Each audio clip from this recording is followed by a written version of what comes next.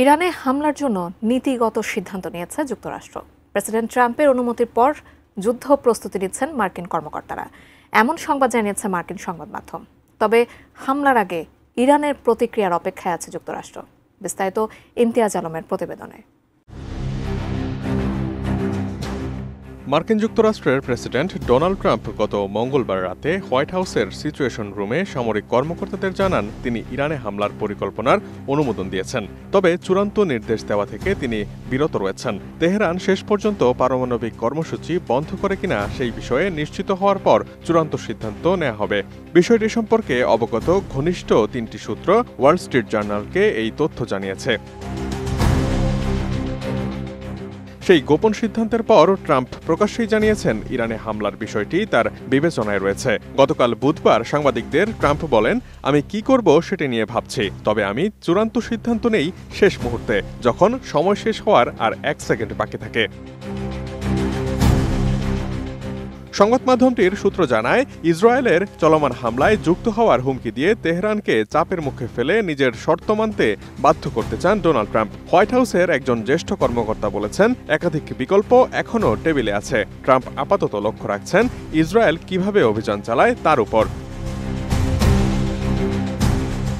গেল সপ্তাহে Israel operation rising lion নামে ইরানের পারমাণবিক অবকাঠামো, সামরিক নেতৃত্ব ও অন্যান্য লক্ষ্যবস্তুতে বিমান হামলা শুরু করে। মঙ্গলবার তারা ইরানে অন্তত 1100-টিরও বেশি লক্ষ্যবস্তুতে হামলা চালায়, যার মধ্যে একটি ঘাঁটিতে 8টি হেলিকপ্টার এবং পশ্চিম ইরানে 40টি ক্ষেপণাস্ত্র অবকাঠামোর অংশ ছিল।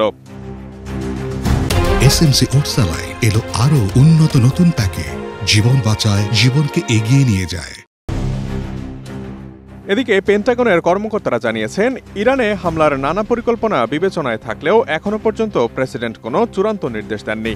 এখন পর্যন্ত যুক্তরাষ্ট্রের ভূমিকা রয়েছে ইসরায়েলকে ইরানি ক্ষেপণাস্ত্র ও ড্রোন থেকে রক্ষা করার সহায়তা করা অবধি। অবশ্য আরেক মার্কিন সংবাদ মাধ্যম ব্লুমবার্গের প্রতিবেদন বলছে, যুক্তরাষ্ট্রের সিনিয়র কর্মকর্তারা ইরানের উপর হামলার সম্ভাবনার জন্য প্রস্তুতি নিচ্ছেন বলে জানিয়েছে কয়েকটি সংশ্লিষ্ট সূত্র। সেই লক্ষ্যে তেহরানের সঙ্গে সরাসরি সংঘাতে জড়াতে মধ্যপ্রাচ্যে এবং অন্যান্য প্রয়োজনীয় স্থানে পরিকাঠামো গড়ে তুলছে ওয়াশিংটন। প্রতিবেদনে নাম প্রকাশে অনিচ্ছুক সূত্রগুলো জানিয়েছে, চলতি সপ্তাহের শেষ দিকে হামলার পরিকল্পনাও থাকতে পারে। যুক্তরাষ্ট্রের কয়েকটি ফেডারেল সংস্থার শীর্ষ কর্মকর্তারাও হামলার প্রস্তুতি নিতে শুরু করেছেন বলেও উল্লেখ করা হয়েছে ব্লুমবার্গের প্রতিবেদনে। যদিও হামলার পরিকল্পনা এগিয়ে চলছে, তবে ট্রাম্প কূটনৈতিকভাবেই সংকট সমাধান করতে বেশি আগ্রহী বলে জানাচ্ছেন তার ঘনিষ্ঠরা। তবে তার জন্য ইরানকে শর্তহীন আত্মসমর্পণ করতে হবে বলে জানিয়েছেন ডোনাল্ড ট্রাম্প। কিন্তু ইরান জানিয়েছে, সামরিক হুমকির মধ্যে তারা কোনো আলোচনাই করবে না। হামলা হলে পাল্টা প্রতিক্রিয়া জানানো হবে। জাতিসংঘে ইরানের মিশন থেকে এক বিবৃতিতে বলা হয়, ইরান হুমকির মুখে কখনো আলোচনা করে না, শান্তিও মেনে নেয় না। এরই মধ্যে ইরানের কৌশলগত মিত্র চীন ও রাশিয়ার ইঙ্গিত মিলেছে সংঘাতে ইরানের পাশে থাকার। তাই যদি কোনো কারণে যুদ্ধ দীর্ঘায়িত হয়, সেই ক্ষেত্রে যুদ্ধের মাঝে একে একে টেনে আনতে পারে বিশ্বের সব পরাশক্তিকে।